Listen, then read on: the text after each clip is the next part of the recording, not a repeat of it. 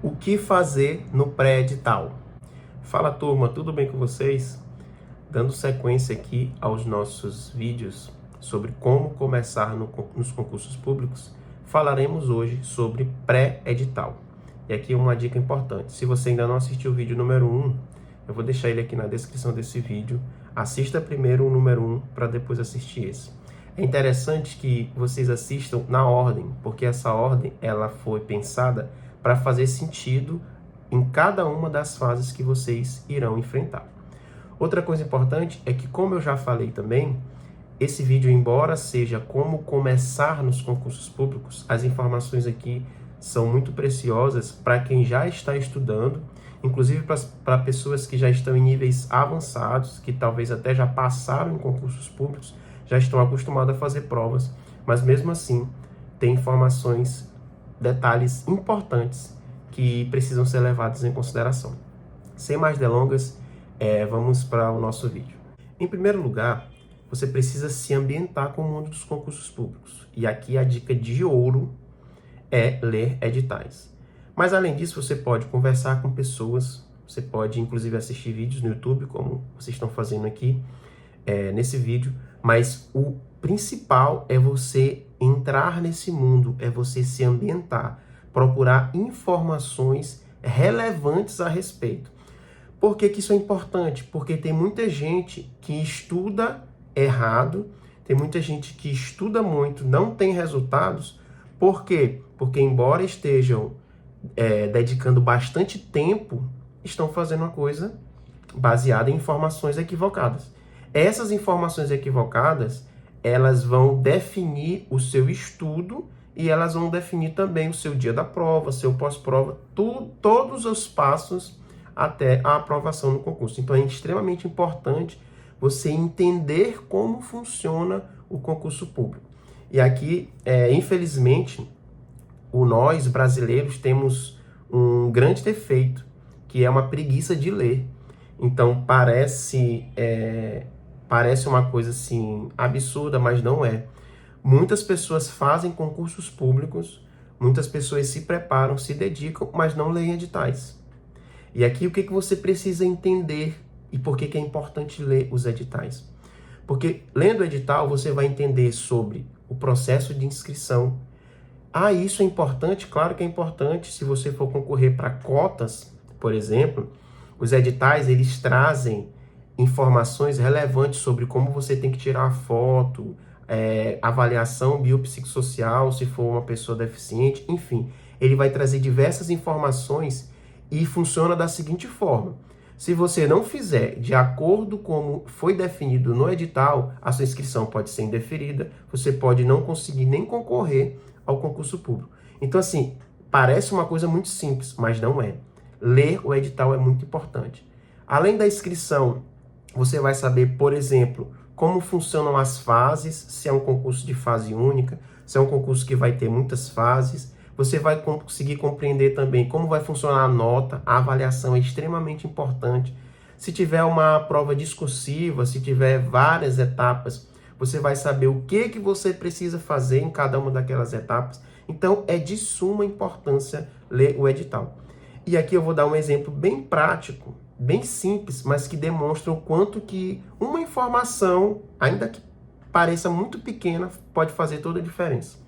Recentemente teve uma prova, inclusive eu fiz essa prova, e era 120 itens para julgar certo ou errado Sebrasp. E tinha uma prova discursiva que valia 10 pontos. Aí eu estava conversando com uma determinada pessoa e ela disse assim, eu não vou estudar, eu não vou fazer discursiva, eu não vou me preparar muito para discursiva, porque o que vai pesar muito é a prova objetiva. A prova discursiva só vale 10 pontos. E a prova discursiva vale 120 pontos. Então, eu vou focar na prova objetiva. E assim, essa pessoa estava me contando. Só que, na verdade, e olha aqui, prestem muita atenção como é importante ler o edital. Esses itens que tinha nessa prova do Sebrasp, que eram 120, aquela prova, que era a primeira fase, ela não valia 120 pontos. Ela valia 10 pontos. O edital falava assim, que a nota do candidato seria a quantidade de acertos né, como é no Sebrasp, retirado aqueles que ele errou, naquele sistema de que a cada uma questão que você erra, você elimina uma questão que você acerta. Então, na verdade, a nota final seria a quantidade de acertos dividido por 12. Então, por exemplo, como eram 120 itens, então 120, se a pessoa acertasse todas as questões, por exemplo, dividido por 12, 120 dividido por 12, 10. Ou seja, a prova não valia 120 pontos. A prova valia, na verdade, 10 pontos. O mesmo peso que a prova discursiva. E essa pessoa estava me contando que não precisava estudar para discursiva, porque ia valer pouco ponto. E a objetiva ia valer 120. Prestem atenção como uma coisa muito simples, uma coisa bem básica, uma coisa que apenas precisava ler o edital. O camarada não fez isso e estava tendo um planejamento totalmente equivocado. Em segundo lugar, você vai organizar o seu estudo. E aqui, para conseguir abarcar o maior número de pessoas, eu dividi em 3 tipos de estudos. Então, vai ter aquela pessoa que quer começar a estudar agora, mas ainda não quer fazer provas. Então, ela vai fazer prova daqui a alguns meses ou daqui a alguns anos. Está apenas querendo começar a estudar. Então, esse estudo vai ser um estudo de longo prazo.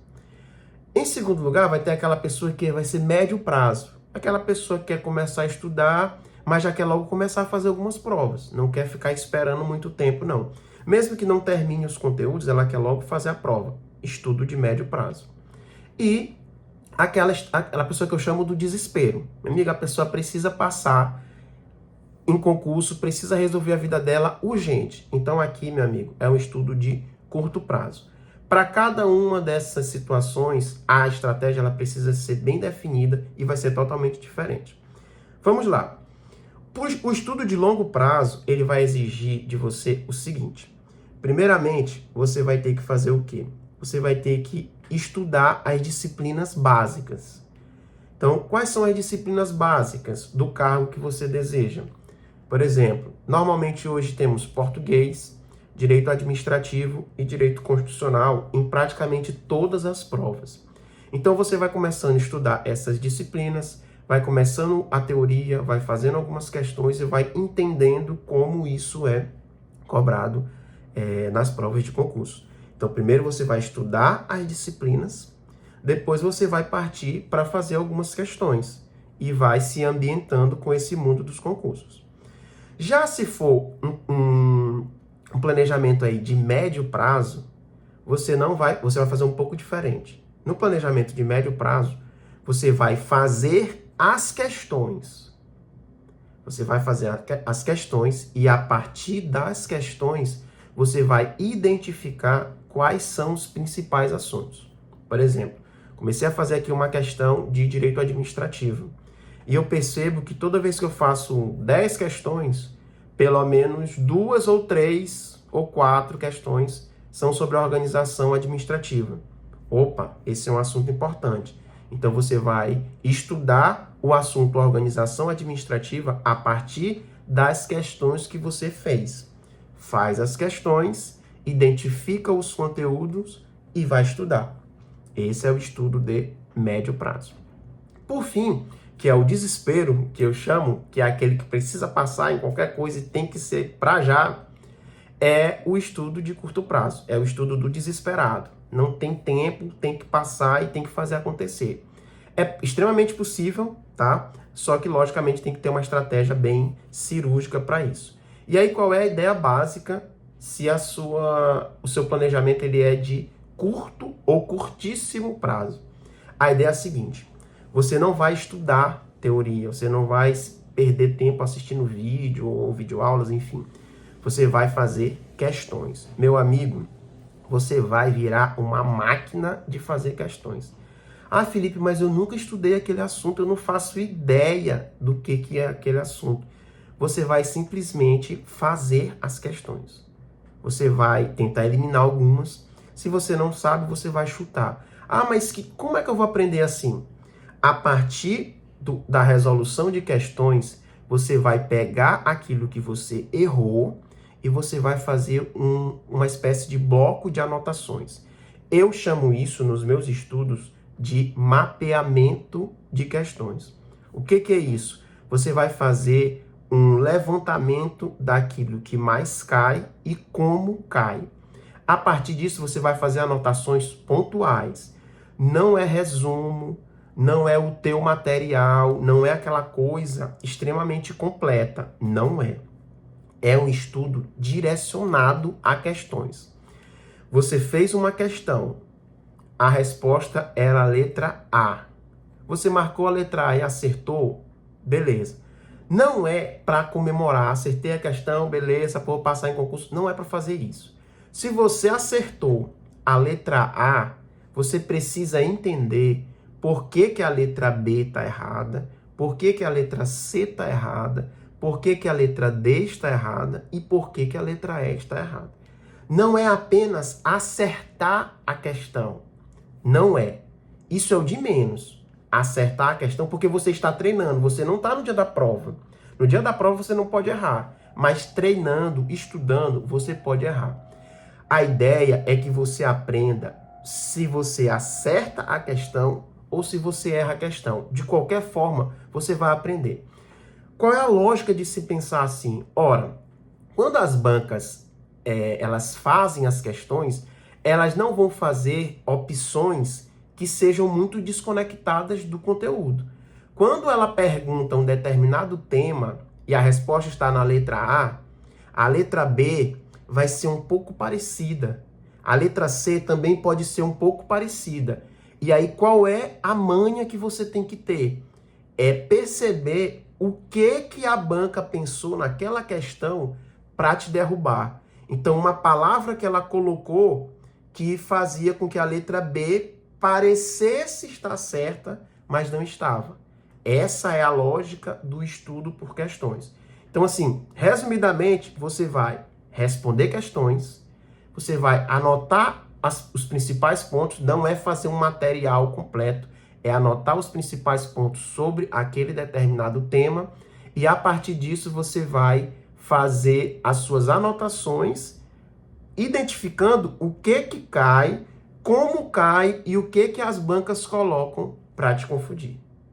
Definido se o seu estudo vai ser um estudo de longo, de médio ou de curto prazo, aí você vai começar a fazer o quê? Você vai fazer provas. Não precisa você fazer as inscrições dos concursos e começar a fazer provas valendo.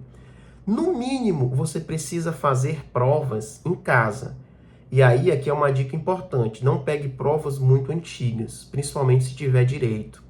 Se tiver direito, eu aconselho no máximo 2 anos. Então, nós estamos em 2026, pegue provas que foram realizadas em 2025 e em 2024 e, obviamente, 2026 também. Qual é a lógica disso? Você vai começar a se ambientar a fazer prova.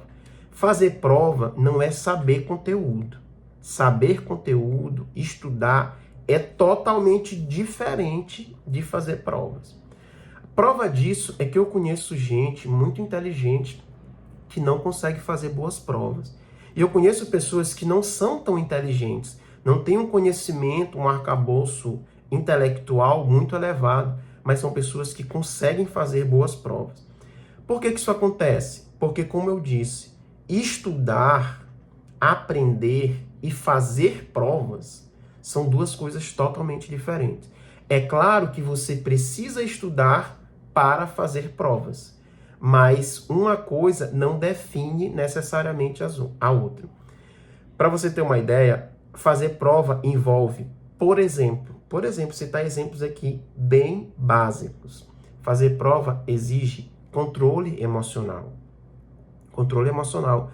Você precisa fazer uma prova mesmo quando você está nervoso. Fazer prova exige um deslocamento. Você tem que se preocupar com a hora que o portão vai fechar. Você tem que se preocupar com o transporte até o local de prova. Se você for fazer prova em outro lugar, você tem que reservar hotel, você vai ter que comprar passagem. Ou seja, tem todo um arcabouço de coisas que você precisa fazer. Não é apenas, eu vou chegar e vou fazer a prova. Não é assim que funciona.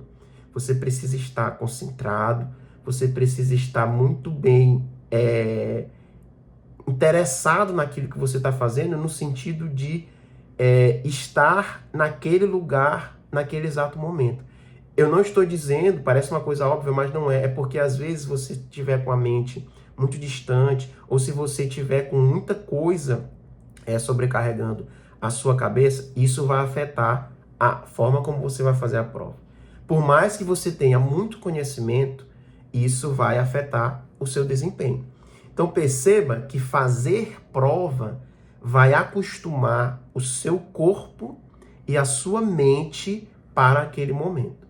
Se você, e aqui assim, vou dizer para vocês que é um erro muito comum. Por incrível que pareça, muita gente estuda bem para concurso, muita gente sabe as informações necessárias, lê os editais, entende essa parte toda que envolve o universo do concurso, mas, pasmem, não fazem provas. Gente, não existe se preparar para fazer provas de concurso sem fazer provas. Não existe isso. Até o marcar o gabarito, a bolinha, você tem que treinar. Tudo é importante. Porque as provas de concurso, e a cada vez mais a gente vê isso, elas têm tempo muito reduzido e uma quantidade grande de questões. Ou seja, não é só você saber o conteúdo, você tem que saber o conteúdo, fazer uma boa prova e responder dentro do tempo estabelecido no edital. E aqui é um erro muito comum. As pessoas pensam assim, eu tenho 4 horas, porque no edital aparece duração de prova, 4 horas. Aí o candidato pensa assim, eu tenho 4 horas para fazer a prova. Não, você não tem 4 horas para fazer a prova. Sabe por quê? Porque você tem que marcar o gabarito. Você vai levar uns minutos para isso. Você tem que colocar o seu nome, você tem que conferir seu número de inscrição. Às vezes tem provas que tem umas frases que você precisa colocar essas frases, transcrever essas frases no cartão resposta. Às vezes, no meio da prova, você vai querer ir ao banheiro, ou você precisa dar um tempo para tomar uma água, para comer alguma coisa. Então, na verdade, quando o edital prevê 4 horas de prova, na verdade não são 4 horas de provas. Talvez você tenha aí 3 horas e 20, 3 horas e meia de prova. Se você marcar o gabarito rápido, você vai ter aí umas 3 horas e meia, 3 horas e 40 minutos de prova. Então, assim, percebam como fazer prova é diferente de estudar. São duas coisas totalmente diferentes. Você precisa estar preparado tanto nos seus estudos, como você precisa estar bem preparado para fazer prova. E quando você começar a fazer isso, você vai perceber que comete alguns erros. Então, às vezes, lê uma questão muitas vezes, né? Às vezes, marcar o gabarito errado. A pessoa marca na prova a letra certa, quando vai passar para o gabarito, marca errado. Ou, às vezes, marca 2 gabaritos numa mesma questão. Ou seja, vai acontecer diversas coisas. E fazer prova serve exatamente para você ir corrigindo esses erros. Você vai fazer a prova, depois da prova você vai corrigir não somente as questões, mas você precisa corrigir as questões e corrigir a sua postura. O que você fez de errado naquela prova? Bom, pessoal, só relembrando aqui que nós tratamos de 3 pontos importantíssimos nesse vídeo sobre o pré-edital.